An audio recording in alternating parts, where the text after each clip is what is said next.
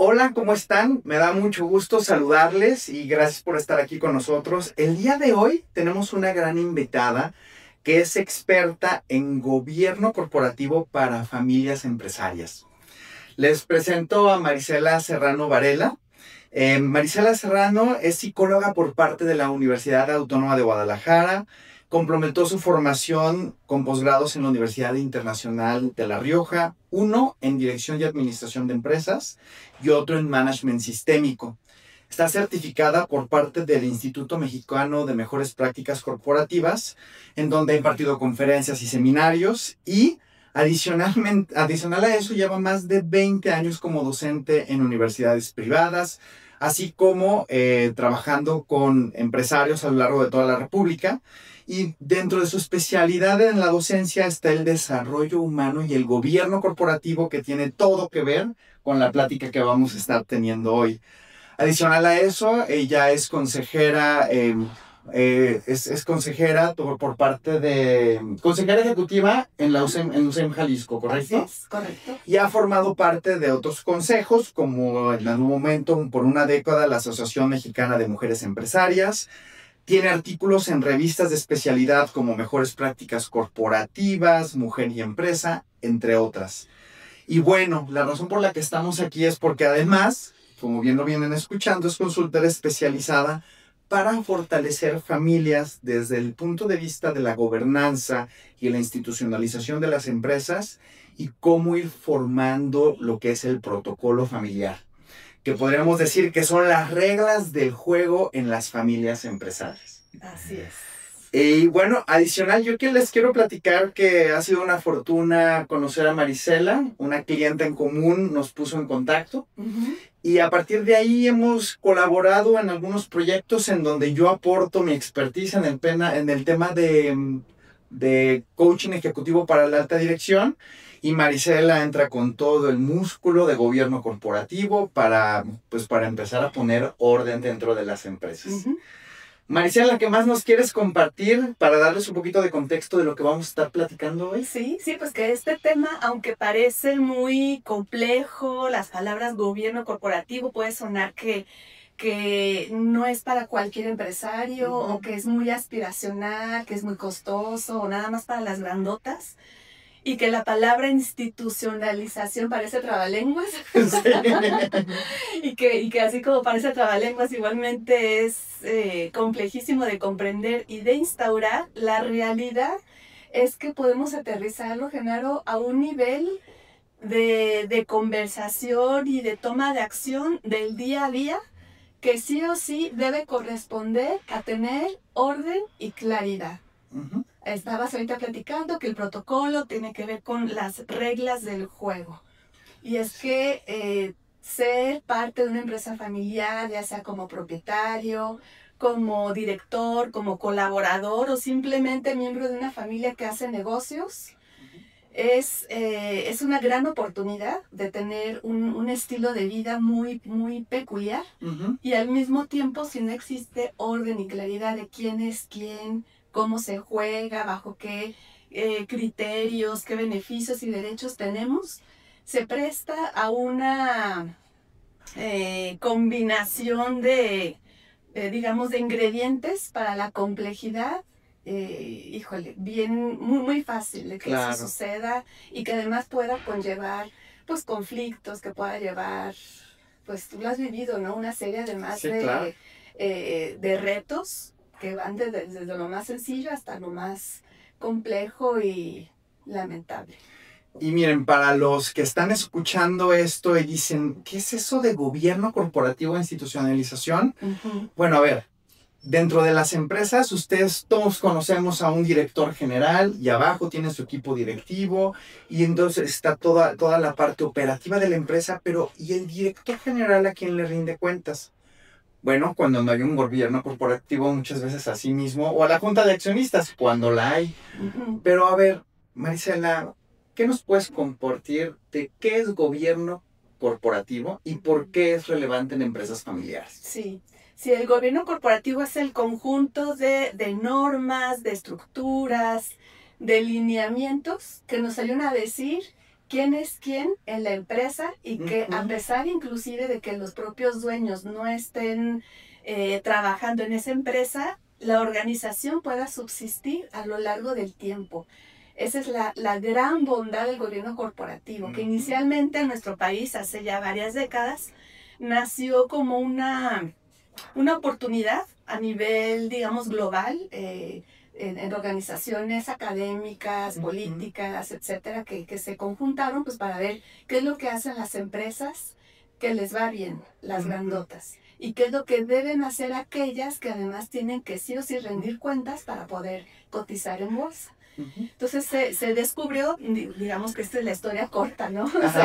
Se descubre, así como la palabra, se descubre que las cosas que hacen bien y que de las cuales son reguladas, si bien no son una receta, sí representan una muy buena práctica que si la siguen a su ritmo, a su modo, a su estilo, empresas que aunque no quieran cotizar en bolsa, esto sí, digamos que disminuye o baja la curva de aprendizaje para profesionalizarse, para que tengan transparencia, para que puedan tener además los dueños pues un orden de cómo guiar su negocio para que garantice, repito la palabra trascendencia o continuidad. En el caso de una empresa familiar, esta es una palabra clave, que no necesariamente las no familiares la persiguen. Entonces, gobierno corporativo es tener esta estructura desde los dueños. El ser dueño implica beneficios y responsabilidades, no nada más es el derecho a, pues, sacar el dinero de la empresa cuando lo necesito. Claro, y también, ahora sí que la palabra aquí también clave es sucesión. Ándale. ¿Por dónde viene la sucesión y cómo hago ese pase de batuta de la manera más adecuada? ¿Para qué? Para cuidar los intereses, tanto de la familia como de la empresa. Y como bien lo que dijiste, para asegurar la permanencia de la empresa, sin necesidad, sin necesidad necesariamente de que participe la familia. Exactamente. No necesariamente. Pudiera, y ya nos platicarás un poquito más al respecto. Sí. A ver, ¿cuáles tú has visto que son los principales retos que enfrentan las familias empresarias? El principal es distinguir los roles, precisamente. Distinguir los roles. El hecho de que yo sea accionista o que haya invertido para que el proyecto empresarial nazca o subsista, no me da el derecho a tomar decisiones o a dirigir o a llegar a la empresa a la hora que yo quiera y decirle a la gente qué es lo que tiene que hacer. No necesariamente. Claro. No implica además que soy el o la más calificada para dirigir o para tener la dirección general. No necesariamente, aunque tal vez en las primeras etapas de la empresa, pues por obvias razones, sus dueños pues hacían de todo, ¿no? Claro. Que eso yo creo que es parte de los grandes retos, el creer que de manera natural, que el hecho de haber fundado un negocio me da la capacidad para que al cabo de los 10, 20 o 30 o 50 años siga teniendo la habilidad, la destreza y los conocimientos para sostenerla y llevarla hacia la trascendencia. Y eso es bien difícil de comprender, es muy complicado además, como tener también esta humildad de decir es que ya la realidad, pues la situación económica de la empresa, los colaboradores, ya no somos 10, ahora somos 200 o somos 1000. Claro. Ya hay más familiares implicados, involucrados, ya hay una responsabilidad a 500, a 1000 familias que si nos va mal a nosotros, pues estamos hablando ya de claro, una responsabilidad social importante, ¿sí? Entonces ese es uno de los principales retos. El tener claridad del rol, el ser dueño y directivo como fundador no implica saber dirigir o saber llevar una empresa ante los retos actuales que estamos viviendo a nivel no nada más Jalisco, México, sino globales. El tema de la tecnología, el uso de la comunicación, de las redes sociales. Ese es un gran reto, los roles. El ser el fundador o la fundadora, además... hablamos de ese reto, ¿no? Del ser fundador director. Pero si nos volteamos a ver ahora que ya hay una segunda, tercera generación, ya los sucesores, fíjate, estamos hablando de sucesores, pero no necesariamente ser hijo de te hace te sucesor. hace sucesor. Eso es un gran punto. De hecho, fíjate, ahorita mientras estabas hablando, me venía a la mente que yo cuál veo que es uno de los retos principales que tienen los directores y las directoras de empresa, es que quieren que forzosamente sea uno de sus hijos quien tome la dirección después de ellos. Pero a veces no está en los planes de sus hijos, no es donde ellos vibran, no es donde está su pasión, y terminan queriendo de alguna u otra manera forzar Sí. esa participación, cuando en realidad habrá hijos que de manera muy natural se quieren involucrar en la empresa y desempeñan adecuadamente en la empresa. Pero también habrán casos en que no es por ahí y Sí. será mejor que tengan su propio desarrollo profesional por su cuenta. Exactamente. ¿Qué puedes tú compartir al respecto de ese reto en particular? Porque veo que para muchos empresarios y empresarias es muy difícil desprenderse de que no sea la misma familia quien continúe la dirección. Sí, y es que para que la empresa familiar siga siendo de la familia, no es obligatorio que estés trabajando o dirigiendo. Eso es bien interesante, hablando de roles. Sí, claro. Estamos hablando simplemente de un rol, del ser director, gerente, o ser la cabeza de. No es la única manera de que la empresa familiar siga perseverando en el tiempo y que alguien que no sea familiar la dirija, no implica que deja de ser una empresa familiar.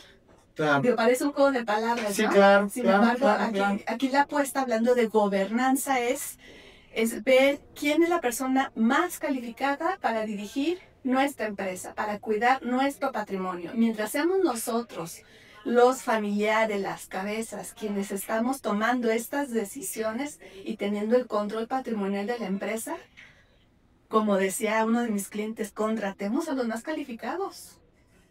Y entonces eso nos da posibilidades de acrecentar el patrimonio, acrecentar inclusive el capital empresarial. Y fíjate que yo creo que uno de los retos es que por muy imparciales que traten de ser con la familia, hay sesgos. ¿Por qué? Porque hay emociones involucradas fuertes, pero además, de alguna manera u otra, hay esas relaciones familiares también a veces implican relaciones de poder. Claro. Hacia dentro de la familia. Y entonces viene el tema de ¿y cómo vamos a organizar los criterios y lo que queremos para el bien de la empresa? ¿No? Entonces, me parece, todo esto que estás planteando me parece muy interesante porque a veces el tema de sucesión podemos estar cerrados y no estar viendo el talento que ya tenemos o que podemos traer. Y ojalá que venga de una formación integral de alguno de los elementos de la familia. Pero si no, tampoco pasa nada y tampoco están, y ahorita nos lo platicarás, tampoco están fuera de, nada más tendrán un rol diferente. Exactamente, sí.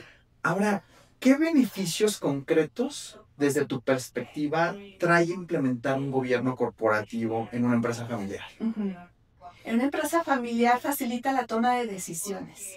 Es decir, no tenemos siempre que saber la familia todos los temas que implica tomar decisiones o saber cómo resolver los retos o las dificultades que enfrenta la empresa. No tenemos que saberlo todo. De hecho, pues como humanos estamos incapacitados, ¿no?, de poder controlar y saberlo todo. Y entonces el gobierno corporativo, precisamente hablando de estas estructuras, después de la vigilancia o del máximo órgano de gobierno, que es la asamblea de accionistas, la junta de dueños, ellos ceden la estrategia de hacia dónde quieren llevar la visión empresarial a un grupo de gurús, yo les digo, ¿no? Como a formar esta mesa redonda de los más expertos empresarios, consultores, que nos puedan ayudar a tener una perspectiva neutral, objetiva, muy profesional, cero emocional, para poder buscar las mejores opciones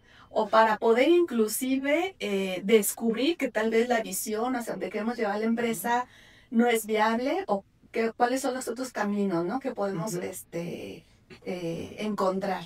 Claro. Entonces, un gran beneficio es como que descansar y delegar y tener a un gran equipo que nos permita tener ese análisis fino y que no implique además que la familia que trabaja o que dirige la empresa, además de hacer ese trabajo, se sume, pues tener el trabajo de consejero, que este espacio de los gurús es el consejo de administración, que es bien importante comprender que es un trabajo adicional, hay que hacerlo de forma profesional. Claro. Hay muchas familias, de la mayoría que hemos conocido, que sesionan y tienen su consejo de administración, las mismas personas que dirigen, junto con sus colaboradores, que también son los dueños, y que los temas que abordan, pues no necesariamente son de consejo. Los temas son, oye, ¿cómo le hacemos para contratar a un nuevo vendedor? En lugar de pensar, oigan, ¿cómo abrimos un nuevo mercado? Claro, porque además son juez y parte cuando están participando de esa manera, y como todos los que estamos operando, terminamos teniendo cierta ceguera de taller. No vemos lo que alguien de afuera pudiera ver. Sí.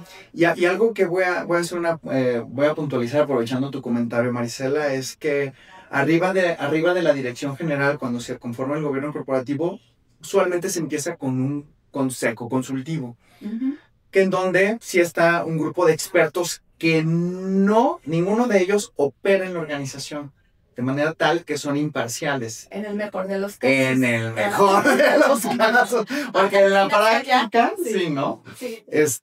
Como en los memes, ¿no? Expectativa, realidad, ¿no? Exacto. Pero fíjense, aquí sucede algo bien interesante porque se conforma de comités ese consejo. Te va a hablar consejo consultivo. Cuando se conforma un consejo de administración es que ya hay una responsabilidad fiduciaria y está conformado legalmente. Pero lo que es una mejor práctica, y vale la pena mencionarlo, es que los consejeros no estén operando y que sean expertos en las áreas, en los pilares estratégicos hacia los cuales quiera ir la organización, para que puedan aportar. Sí. ¿Qué nos puedes compartir complementando esta idea? Sí, el Consejo de Administración... Inicialmente, yo hago una pregunta a mis clientes, ¿no? ¿Han visto su acta constitutiva? O sea, ¿qué es lo que les obliga como dueños, no? ¿Qué dice? ¿Qué te toca hacer?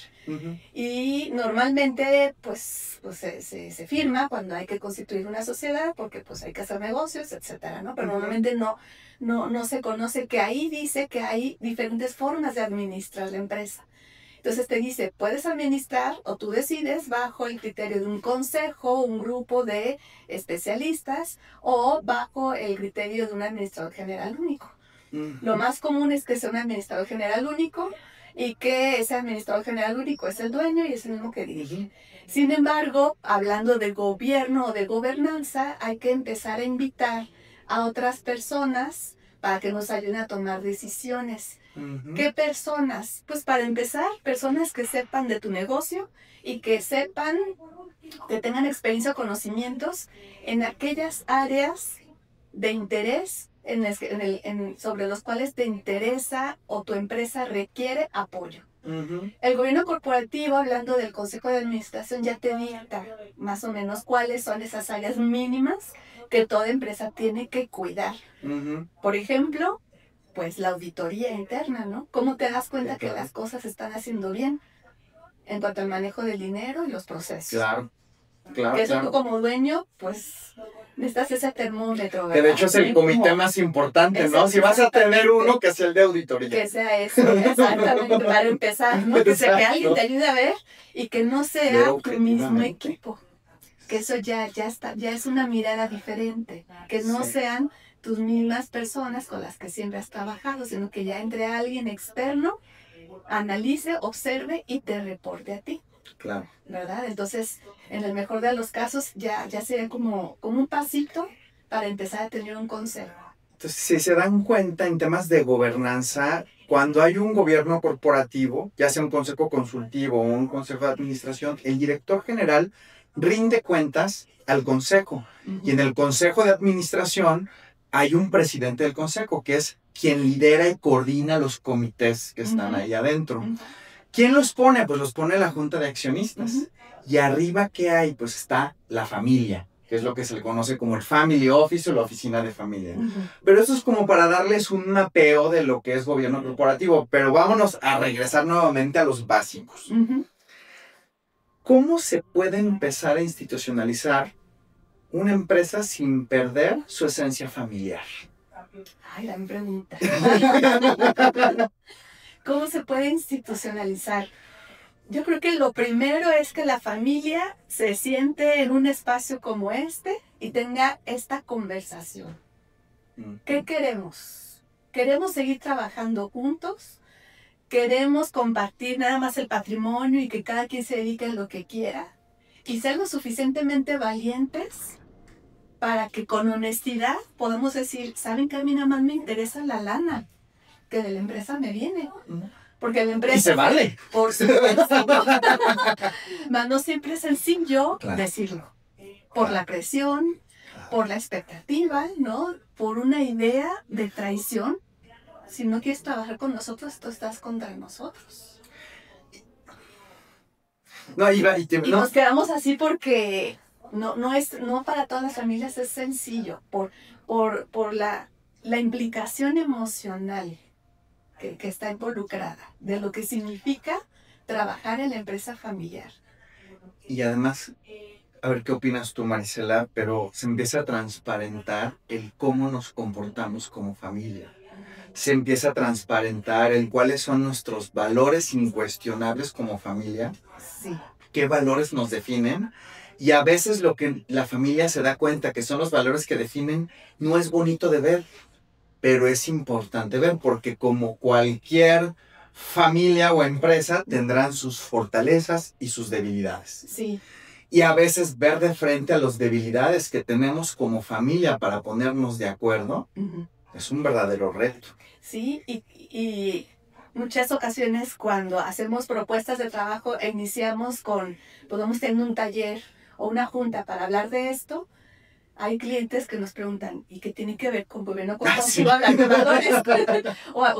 o para qué estarnos conversando, platicando del proyecto de vida personal y cuál es tu sueño individual. A ver, aquí lo que hay que hacer es sentar bases, reglas, ¿no? Y cómo trabajar y llevar a la empresa hacia adelante. Tiene 150% que ver. Absolutamente. Porque son estas personas las que sostienen, como en esta mesa, las que sostienen la empresa, las que sostienen los proyectos a futuro, las que sostienen la visión. Y si no estamos revisando, analizando cómo está compuesto ese cimiento, pues entonces podemos estar construyendo lo que queramos y queda en el aire. La realidad de las cosas, y yo creo que tú y yo somos de los consultores profesionistas que más sensibles estamos para precisamente trabajar desde lo profundo, porque lo profundo es donde sembramos lo que se va a consolidar como un buen gobierno corporativo, un proceso de institucionalización real y no de receta. Claro. Que hay que tener mucho cuidado con eso. No es una receta igual para todos, para empezar. No, y además, hablando de cimientos, Marisela, los cimientos son la cultura. Y a veces empresarios o familias empresarias, cuando empezamos a hablar de cultura, pues si ya tenemos nuestros valores corporativos para la empresa. Y como familia, ¿cuáles son esos valores y qué los define? Y cuáles son las reglas hacia adelante. ¿Cuál ha sido tu experiencia en clarificar estos valores y plantear esas reglas? Sí, fíjate que ha habido de todo. He tenido experiencia con clientes, por ejemplo, aquí en Guadalajara, donde al hablar de los valores, por ejemplo, una familia donde los fundadores son la pareja, papá y mamá, 2 hijas que si bien no trabajan en la empresa, hace 2, 3 años fueron invitadas a un proceso de institucionalización para participar, no como las sucesoras operativas, sino como las sucesoras patrimoniales. Ujú. Entonces, desde ese sentido, cuando empezamos a hablar, bueno, ¿qué significa tener una empresa Ujú. que tú conoces desde afuera? Porque uno está en Francia, se dedica a una cosa, el otro es médico, está en otro estado de nuestro país. Era muy fácil, en este caso de esta familia, hablar de lo que ellas observaron desde que nacieron en el comportamiento de papá y mamá al trabajar en su propia empresa y la manera en que se comportaban como papá y mamá dentro de la familia. Entonces, hablar de valores, de la honestidad, del valor del trabajo, del compromiso, de la responsabilidad, de que ellas, si bien no trabajan con sus papás, sí son mujeres muy responsables, muy con este valor de a lo que te vas a dedicar. Si te comprometiste, le vas a echar el 100% del esfuerzo.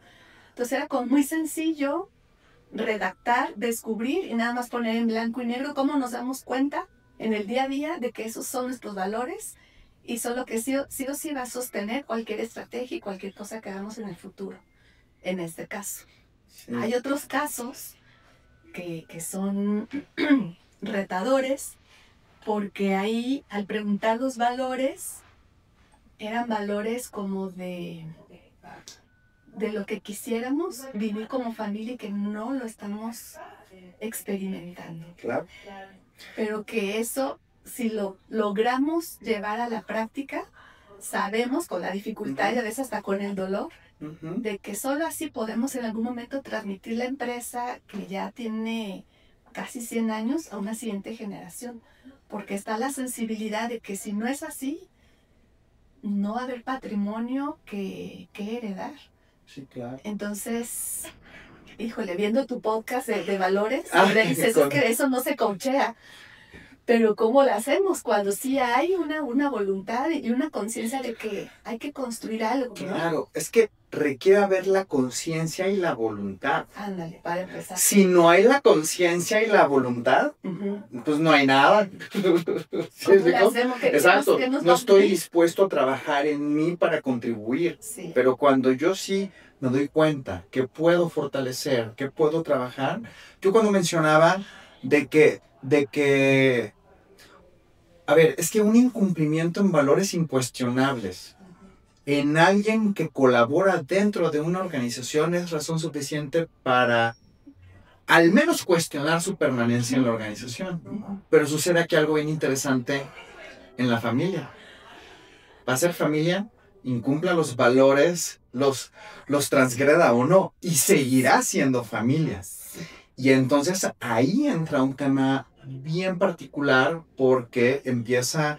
Por ahí tengo un amigo que seguro va a estar escuchando esto que dice... Es que cuando la emoción sube, la inteligencia baja. Ujú. Y viceversa, ¿no? Entonces la emoción baja y la inteligencia sube. ¿Por qué? Porque empiezo a ver las cosas de una manera más objetiva. Y en esto que te estoy planteando, pues tiene que ver con la voluntad, la conciencia de los familiares a forjar la cultura que queremos. Ujú.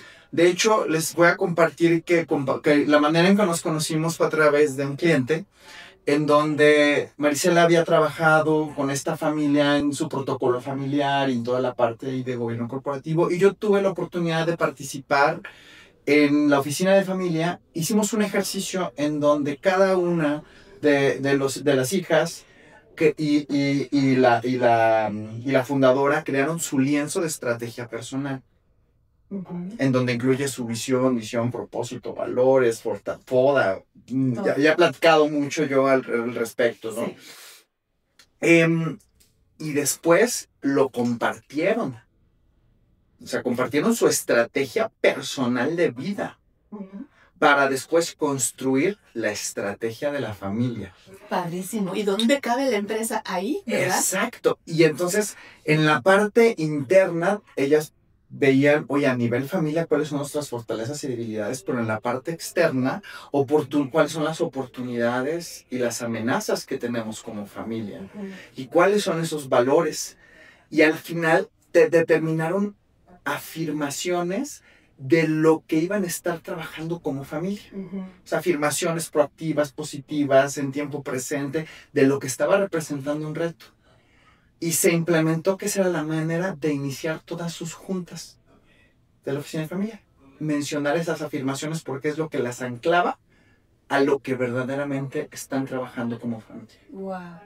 Y eso entonces como consecuencia natural las convierte en buenas socias, Les da buenas sentido de gestoras, aunque pertenencia. no, sí, exactamente, y hacer, y eso tiene todo que ver con el gobierno corporativo, que es precisamente lo que te facilita, ¿no? Claro. Que tú sabes quién eres, qué quieres, hacia dónde vas, qué vas a aportar y qué estás dispuesto y no estás dispuesto a dar al propio quehacer empresarial. Y si todos tenemos el conocimiento de qué espero de ti, hasta dónde sí, hasta dónde no, pues todo se facilita, ¿no?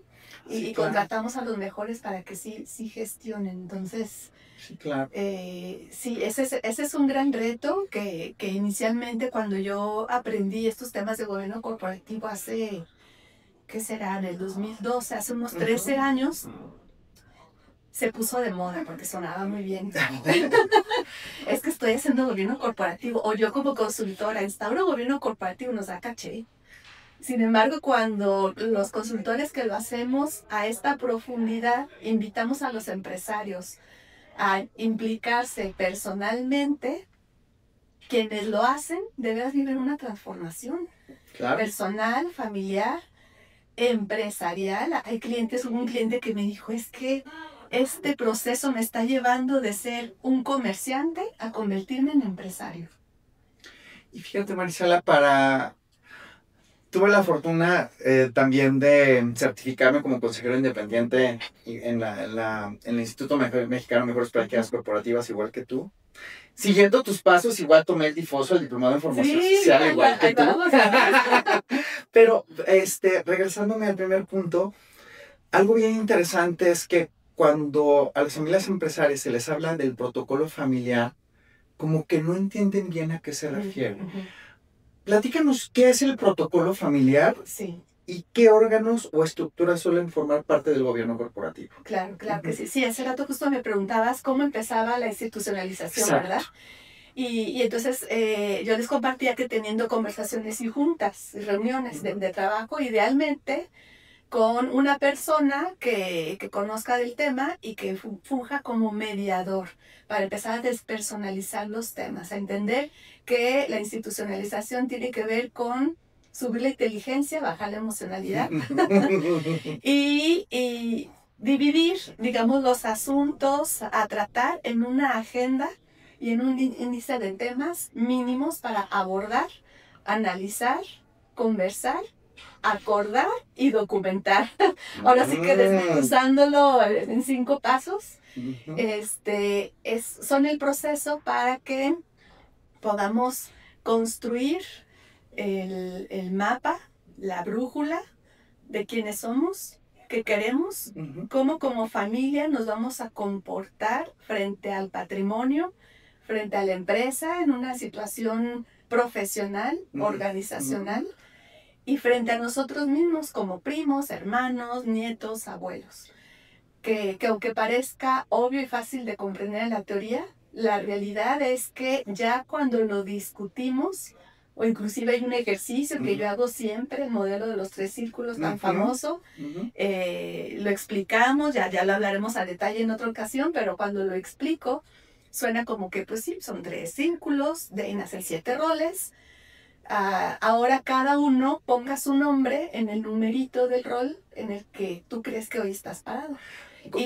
Compártele a la audiencia cuáles son esos 3 círculos. A lo mejor no nos vamos a meter a detalle al modelo, pero para que se den una idea de qué estás. Sí, ahora sí que quienes estamos en esta generación, si recordarán ahí, estos 3 círculos tienen que ver con, ¿cómo les llamaban? Que ponías el universo y diagramas de Venn. Sí, exacto, es como teoría de conjuntos, ¿no? Ándale, exacto. Entonces son los 3 círculos. Entonces, un círculo es el círculo de la propiedad, de lo que significa ser dueño o inversionista. El otro círculo es el de la empresa. En la empresa son todos los roles que ahí caben, ¿no? Colaboradores, proveedores, en el organigrama todos los puestos, inclusive los clientes también. Y luego está el círculo de la familia. Nietos, sobrinos, yernos, cuñados, etc. Cuando juntamos en estos diagramas de Venn los 3 círculos, entre las intersecciones nacen 7 roles, 7 roles diferentes. Entonces, cuando el círculo de la empresa se junta con el de la familia y el de la propiedad, el que queda en medio es el rol más natural de fundador, director y patriarca, o fundadora, directora, matriarca. Sí, claro, por supuesto. Y bueno, entonces cada uno, nada más como para cerrar un poquito la explicación teórica, cada uno de esos roles, según en donde están posicionados y conociendo la naturaleza de cada círculo, tiene una serie de beneficios y derechos muy particulares. Ya, aprovechando, le voy a pedir aquí al equipo que generemos una infografía de ese modelo, y que quien esté escuchando esto va a haber un link para que puedan accederlo. Igual va a haber una infografía del Consejo de Familia que desarrollamos en conjunto, para que tengan herramientas gráficas de esto que estamos platicando. Entonces, de alguna manera u otra, pues está la familia, está la propiedad y está la empresa, ¿no? Y está todos los roles que se van conformando ahí. ¿Qué recomendaciones diarias nos puedes dar para preparar a la siguiente generación para asumir roles de liderazgo? Sí, fíjate que es un tema de protocolo. Yo les comentaba que el protocolo se define todo el tema de la sucesión también. La sucesión de la dirección, la sucesión del patrimonio de la propiedad, cómo, quién, cuándo, por qué, toda esa estrategia hay que analizarlo y definirlo. La siguiente generación, ese es un apartado que a mí me encanta, porque dependiendo de las generaciones que ya están involucradas, de las edades que tienen, o en el mejor de los casos, cuando estamos haciendo este trabajo en una empresa, o mejor dicho, en empresarios jóvenes que todavía tienen sucesores aún jóvenes, aquí podemos construir lo que queramos. Claro. Lo que queramos. El mejor momento para formar a la siguiente generación, yo les digo que es desde el momento en el que los niños nacen y empiezan a ser conscientes que forman parte de una familia que hace negocios y que tiene un estilo de vida diferente a las familias donde pues los familiares, papá y mamá, son directores o son colaboradores o empleados. Es muy diferente. Luego, cómo se percibe el ambiente o el clima dentro de la familia que hace negocios. ¿Cómo conversan papá y mamá que son socios? ¿Cómo hablan de la empresa? Sí, claro. Es algo que se me antoja, que digo, ay no, yo jamás voy a estar en la empresa porque todo el tiempo están enojados o hay problemas y no se me antoja estar ahí. Entonces, desde esta sensibilidad es muy sutil lo que yo les digo a mis clientes, es que el enamoramiento o desenamoramiento, desencantamiento ya sucedió. Sí, claro. Eso en algún momento ya existe.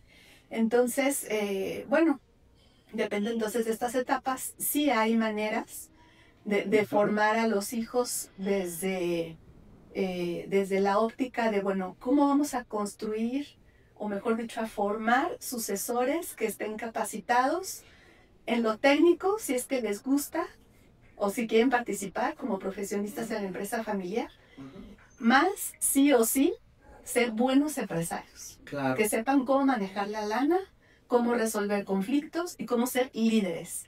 Claro. Aunque no vayan nunca a pisar tu empresa. O si ya la pisaron, con mayor razón, ¿no? Claro. Fíjate que veo que es un verdadero reto para las directoras y directores cuando está colaborando alguien de la familia, en ocasiones mantener la imparcialidad y que tengan un trato idéntico a cualquier otro colaborador que no es de la familia. Porque al saberse que es de la familia, de manera inconsciente los colaboradores dan un trato distinto. Sí. Y eso, de alguna manera u otra, pues no es lo que viven el resto de los colaboradores. Claro que se dan casos en donde se logra esa imparcialidad. Sí. ¿Y cómo se logra? Pues si se tiene un órgano de reclutamiento que sea completamente imparcial, pues simplemente cualquier familiar pasa por el proceso de selección y pueden ser reclutados o no. Pero son pocas las veces que sucede de esa manera y no es el familiar quien toma la última decisión. Entonces, bueno, eso es un tema muy interesante, pero fíjate, les quiero compartir a todos que un cliente que después fue amigo y luego nos tocó compartir aula en el IPADE cuando tomamos el programa Consejos en Acción, precisamente de gobierno corporativo. Y él, me gusta mucho su visión, porque él planteaba y decía, no, espérame, es que mis hijos no van a trabajar en mi empresa. Yo ya lo decidí. De hecho, en nuestro protocolo familiar está descrito que no van a trabajar en la empresa y que el único camino para que ellos trabajen en la empresa es que tengan una maestría, que hayan trabajado en una empresa transnacional por más de 10 años y que después, si quisieran ellos, entren por el proceso de reclutamiento formal de la empresa, pero yo no voy a tomar ninguna decisión al respecto. Y le decía, ¿qué hay de fondo?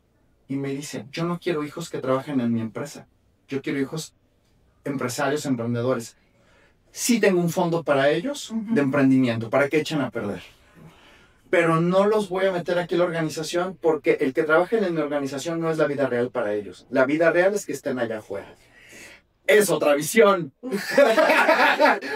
A mí me encanta. Sí, suena duro. Suena duro, claro que suena duro. Wow. Por cierto, ¿sabes que eres tú? Te mando un gran abrazo. Híjole, es que tenemos historias para hacer un libro, porque está la contraparte.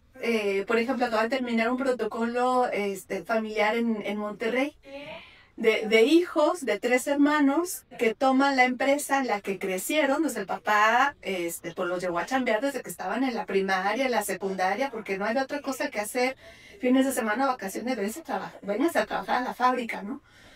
Entonces, ahí esta filosofía no cabe. Claro. Si me fijas, es bien diferente. Sí, claro, depende del contexto. Del contexto, hasta de la personalidad del empresario fundador. O sea, si él es alguien que ya está pensando de una manera muy ordenada, estratégica, entonces así planea también, ¿no? A sus hijos, su educación. Pero en el caso de un empresario que dice, oye, pues mis hijos me van a ir a cambiar a otro lado a hacer cositas, que se vengan aquí al negocio. Claro. Y aquí yo los entreno y está... Y también se vale. Claro. Y también se vale. Y ojo, fíjense, hay empresarios que son muy solidarios y a veces esa solidaridad aguas porque puedes caer a ser paternalista o maternalista. Y a eso voy con ejemplo de lo que pasó. Al cabo del tiempo, ya que será hace unos 10 años, cuando ellos estaban, no, hace como 15 años, ellos estando en sus 30s, papá fallece, ellos se quedan con la mitad de la empresa, la otra mitad de la empresa es de mamá, pero mamá nunca trabaja en el negocio. O sea, es dueña, pero ya no interviene en las decisiones, nada. Estos 3 hermanos tienen que lidiar con que ninguno de los 3 dirige, porque cada quien tiene a su cargo un área muy importante para la empresa, más con la desventaja que como nunca han tenido otro trabajo, el tema de ser profesionales, de la institucionalización, es bien complicado. Si no tienen otro punto de comparación, no. Es lo único que conocen. Y uno de ellos apuesta y contrata procesos de consultoría. Ya llevan como 3 o 4 directores generales contratados y pues no han podido llevar la empresa a otro nivel porque pues se enfrentan con prácticas de que es que las cosas así se hacen y no estamos dispuestos como pues yo no voy a ir a una maestría para hacer lo que ya sé hacer y tu director general no me vas a venir a pedir cuentas a mí porque soy el dueño. Claro. Aunque seas director y yo sea nada más o tenga la dirección de un área. Entonces, híjole, también tiene sus ventajas, claro, y sus desventajas. Y fíjense, mi recomendación a quienes estén escuchando esto, incluso si eres director o directora, o estás en un proceso de institucionalización, y esto viene mucho de las enseñanzas del difoso, que es no solamente ser solidarios, sino ser solidarios y subsidiarios. Esto es permitir que las personas tomen sus decisiones, aprendan del proceso, y es la diferencia entre dar el pescado o enseñarles a pescar. Y el enseñarles a pescar también significa te vas a abrir camino con tus propias herramientas y requieres crecer como persona, como profesional y como líder. Sí. Y si ese crecimiento no lo das, tendrás un tope en esta organización o en cualquier otra, porque no estás dando el ancho de lo que se requiere para llevar esta organización al siguiente nivel.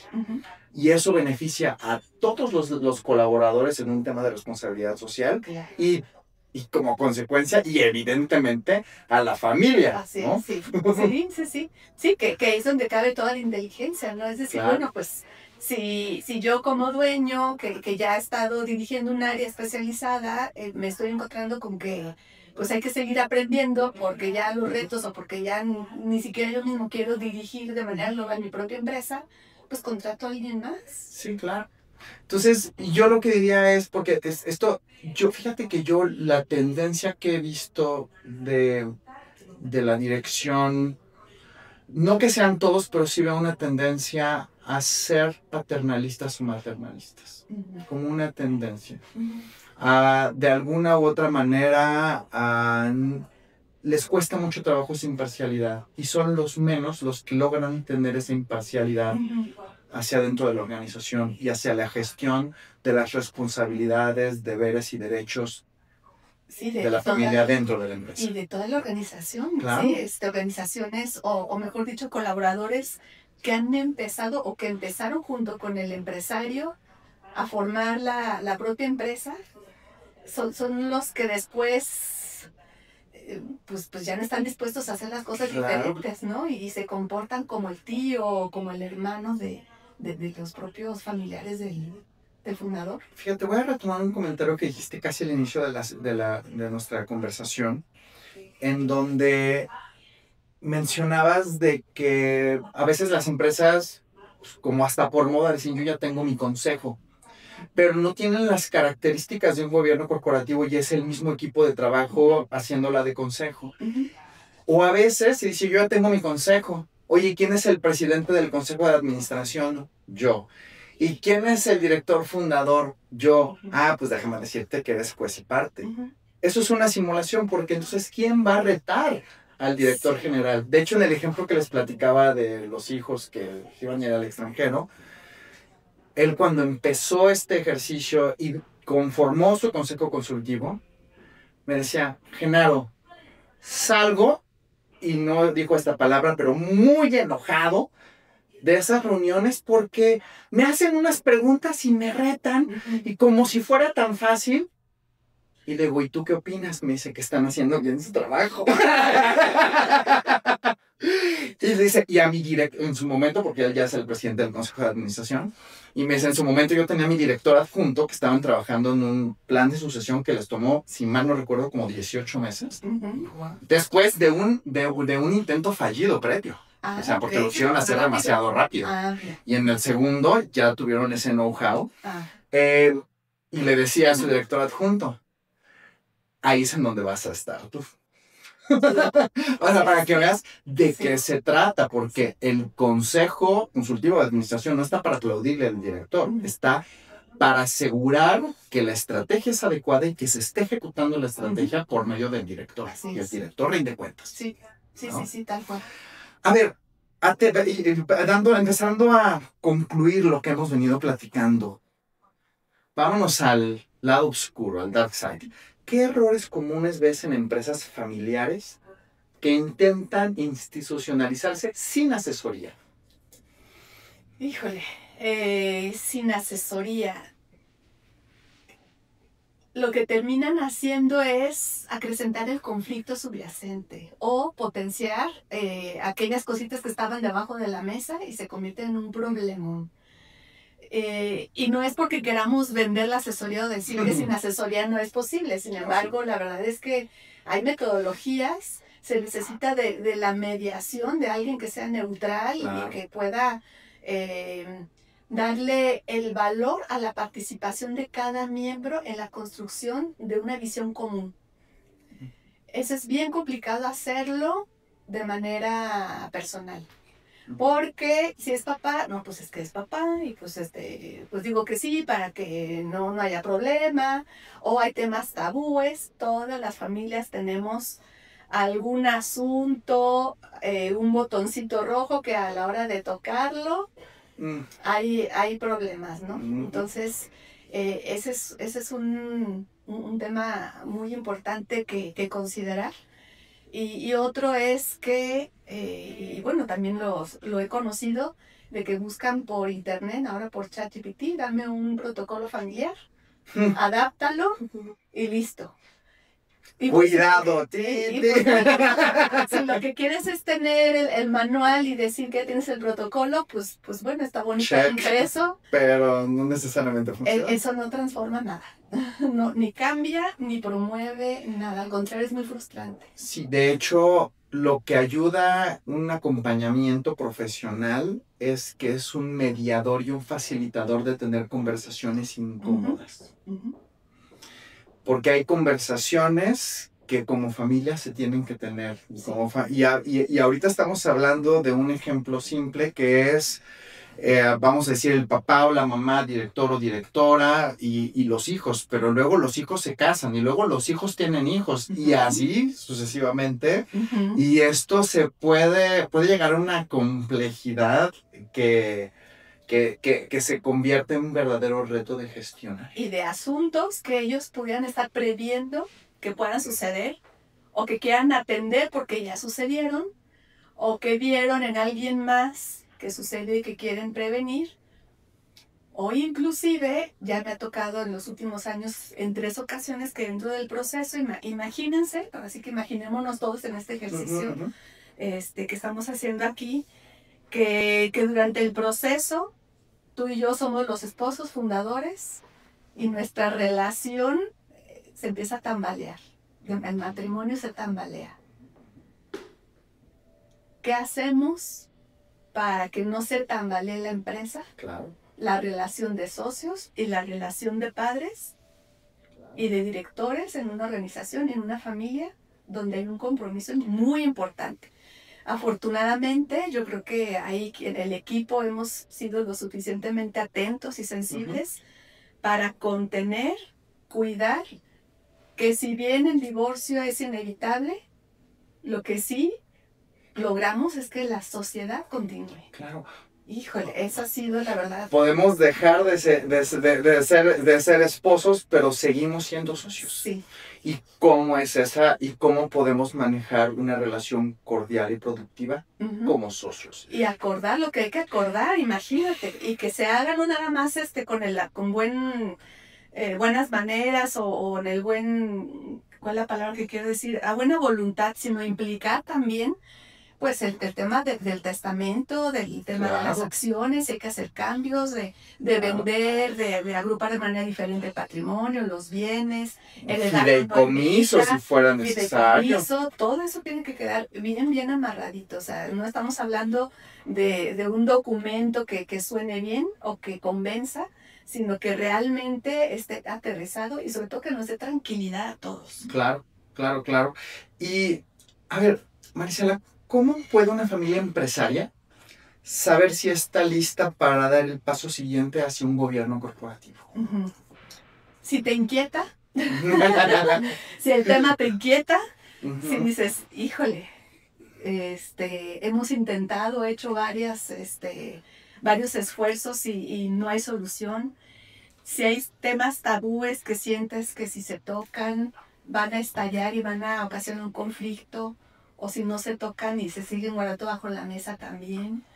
El primer gran momento es cuando ya existe una segunda generación y está joven. Claro. Yo creo que como consultora es el mejor de las situaciones porque es mucho más ágil, es más fácil, es más económico en todos los sentidos. En inversión de recursos económicos, emocionales, de tiempo. Porque cuando están jóvenes los hijos, pues la verdad es que están en una situación de seguir instrucciones, de seguir, bueno, no fue la instrucción, ¿no? Pero más bien de comprender lo que papá y mamá están construyendo. Ellos se van alineando, va a llegar un momento en el que también tienen ya, obviamente, voz y voto, pero eso se va regulando y ya vamos entonces a tener caminos y formas para que su participación vaya creciendo, pero ellos no tienen un interés más allá de seguir formando parte de. A diferencia de una familia donde ya los hijos, segunda o tercera generación, están casados o se empiezan a casar. Porque aquí ya no es sí lo que mi papá diga o sí me alinea la voluntad junto con mis hermanos, sino es ya yo quiero formar mi propio patrimonio. Y ese ya está por encima de la voluntad o de la posible visión que tengan mis hermanos o mis papás. Bien o mal, no estamos juzgando qué es lo que debiera hacer, es natural. Pero claro, esto entonces ya empieza a ser un poco más complejo. Claro. Entonces, yo creo que eso es lo que hay que considerar. Sí, y yo creo que también es tener la voluntad de construir algo más grande que uno mismo. Exactamente. No hay otra forma. Si quieres construir algo que te sobreviva a ti, que la palabra legado tenga pies o llantitas, sí, claro, ¿no? Que camine. Y que tenga vida sin ti. Sí. Y ese tema de modular ese ego y saberme ya no necesario ni imprescindible para la trascendencia de la organización, es algo que también cuesta trabajo a la dirección. Sí. En su momento el ir soltando, el ir delegando, el ir confiando para dejar de dirigir y empezar a gobernar. A gobernar. Que son dos cosas diferentes. Wow, sí, no, y además es un mundo de posibilidades infinitas que a lo mejor valdría la pena en algún momento platicar, porque está el tabú, me atrevo a decir que es un tabú, que al tener gobierno corporativo, que el fundador ya deje de dirigir, ya no hay nada más que hacer, o que solamente hay que presidir el consejo de administración una vez cada 3 meses y ya no hay más que hacer. Y no, la verdad es que se abre un mundo de posibilidades que valdría la pena explorar, inclusive con empresarios que están haciendo un montón de cosas increíbles. Fíjate que yo iría concluyendo contigo de que no importa cuál sea tu rol de director, hijo, cuñado, lo que sea, el autoconocimiento es una pieza clave de este proceso. ¿Cómo me conozco? ¿Qué tanto me conozco? ¿Qué es lo que yo quiero? ¿Cómo quiero contribuir? ¿Cuál es el estilo de vida que quiero tener? Y mi propio propósito. Mi propio propósito y cómo estoy trabajando en mí. Porque mira, con el cliente con el que tú y yo compartimos, esa familia, y seguro coincidirás conmigo, fue un proceso que yo incluso diría ha sido de los procesos más bonitos que yo he vivido en acompañamiento. Y tiene que ver porque en este caso eran puras mujeres, pero todas tenían un trabajo personal profundo, de haber atendido su salud mental, de haber aprendido a comunicarse, de haber aprendido a gestionar sus emociones, de tener la habilidad de hablarse directamente y con responsabilidad afectiva.